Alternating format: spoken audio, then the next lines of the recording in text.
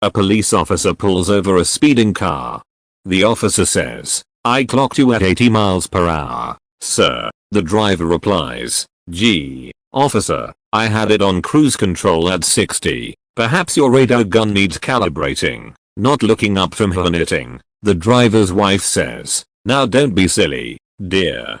You know that this car doesn't have cruise control." As the officer writes out the ticket, the driver looks over at his wife and growls, "Can't you please keep your mouth shut for once?"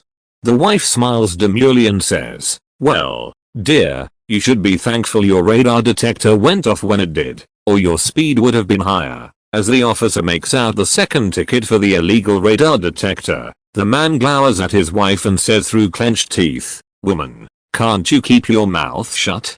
The officer frowns and says, "And I notice that you're not wearing your seatbelt, sir."